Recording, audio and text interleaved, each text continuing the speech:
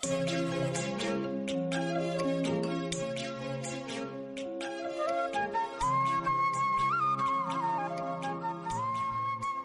বিৰতিৰ অন্তত জয়শ্ৰী মিনি কিচেনলৈকে সকলোকে স্বাগতম জনাইছোঁ।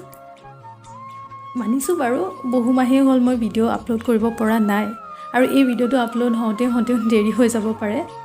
একো নাই, বিহুৰ বতৰ এতিয়াও শেষ হোৱা নাই, আৰু মই সম্পূৰ্ণ আশাবাদী যে আপোনালোকে ভিডিঅ'টো আঁকোৱালি ল'ব। বিহুৰ বতৰ হয়, চ' মই ভাবিলোঁ আজি ভিডিঅ'টো এটা লাড়ুৰ ওপৰতে বনোৱা যাওক, আৰু যিবিধক মই গুড়াৰ লাডু বুলি ক'ম, মানে মই গুড়াৰ লাডু বুলিয়েই জানো নামটো তাৰ। নামনি অসমৰ পিনে কিন্তু খুব এটা প্ৰচলন আছে, আপোনালোকে যদি তাৰ বেলেগ নাম জানে জনাব পাৰে। অলপ ভিডিঅ'টো আৰম্ভ কৰোঁ। এই লাড়ুবিধ কিন্তু মই একেবাৰে সাধাৰণ বস্তু কেইটামানেৰে বনাইছোঁ। 2 কাপ ভাতৰ চাউলৰ পিঠাগুড়ি লৈছোঁ, সেইখিনি ৰ'ষ্ট কৰিছোঁ, মানে শুকানে কেৰাহীতে ভাজি লৈছোঁ, অকণমান ৰঙচুৱা হোৱাকৈ, বহুত বেছি ভাজিব নালাগে। পিঠাগুড়িখিনি ভাজি থাকোঁতে কিন্তু মখা বান্ধি যাব পাৰে, চ' আপুনি পুনৰবাৰ পিঠাগুড়ি চলা চালনীৰে চালি ল'ব সেইখিনি, তেতিয়া লাড়ুটো মানে মিহি হ'ব। এতিয়া মই গেছটো অফ কৰি দিলোঁ, মানে অকণ ৰঙচুৱা হৈ গ'ল, সেইখিনি ঠাণ্ডা হ'বলৈ দিলোঁ। পুনৰবাৰ মই আকৌ কি কৰিছোঁ, গুড় লৈছোঁ 1 কাপ, তাতে 4 ভাগৰ 1 ভাগ পানী দিছোঁ, মানে যোনটো কাপেৰে গুড় 1 কাপ দিছিলোঁ তাৰে 4 ভাগৰ 1 ভাগ পানী দিছোঁ, আৰু সেইখিনি উতলাই কিনে এটা তাৰহা কনচিষ্টেঞ্চি হোৱালে এইখিনি পগাই লৈছোঁ। বহুত বেছি পগাই থাকিব নালাগে।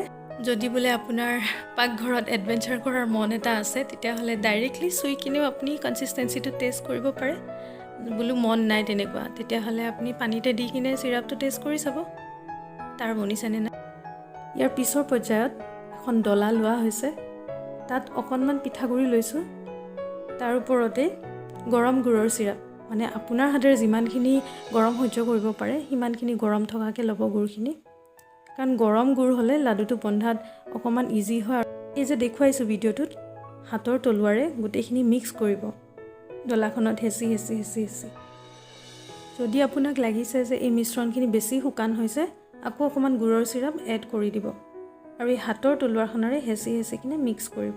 এটা সময়ত হাতৰ তলুৱাত লাগি মিশ্ৰণখিনি এৰ খাই যাব, তেতিয়া গম পাব যে এই মিশ্ৰণখিনি ৰেডি হৈ গৈছে লাডু বান্ধিবৰ কাৰণে।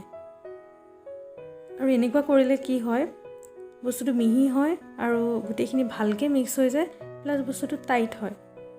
নামনি অসমৰ পিনে যোনে বনায় তেওঁলোকে ভালকৈ গম পাব এই লাড়ুবিধৰ বিষয়ে। এতিয়া এই মিশ্ৰণখিনিত অকণমান জালুকৰ গুড়ি, অকণমান শুকানে ভাজি লোৱা তিল মিক্স কৰি কিনে লাডুৰ আকাৰ দি যাব।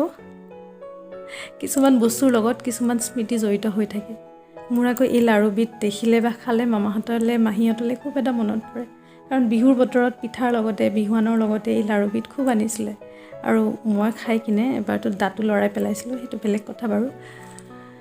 মাহীহঁতৰ হাতত এই লাড়ুবিধ খুব টান হয়, কিন্তু মই আজি ইমান এটা টানকৈ বনোৱা নাই, মিডিয়াম ৰেঞ্জত বনাইছোঁ যাতে খাব পাৰে সকলোৱে। আৰু এনেকৈ হাতৰ মুঠিত মুঠিয়াই কিনে বান্ধি যাব লাডু। আৰু বিহুৰ বতৰ বুলি, যিহেতু বহাগৰ গোটেই মাহটোৱেই বিহু বুলি ধৰা হয়, তো এনেকৈ বনাব, ষ্টক কৰি থ'ব, বহুত দিনলৈকে ৰাখি মেলি খাব পাৰি, আৰু বেয়াও হৈ নাযায় পটককৈ, খাবলৈও টেষ্টি হয়। যিহেতু একেবাৰে মিনিমাম বস্তুৰে হয়, তো মই ভাবোঁ আপোনালোক সকলোৱে বনাই চাব পাৰে, আৰু ৰিভিউটো দিবলৈ নাপাহৰিব, তেতিয়াহে আকৌ জোচ পাম নতুন ভিডিঅ' বনাব। আজিলৈ আহিছোঁ, নেক্সট ভিডিঅ'ৰ লগত পুনৰবাৰ আহিম জয়শ্ৰী মিনি কিচেনলৈকে।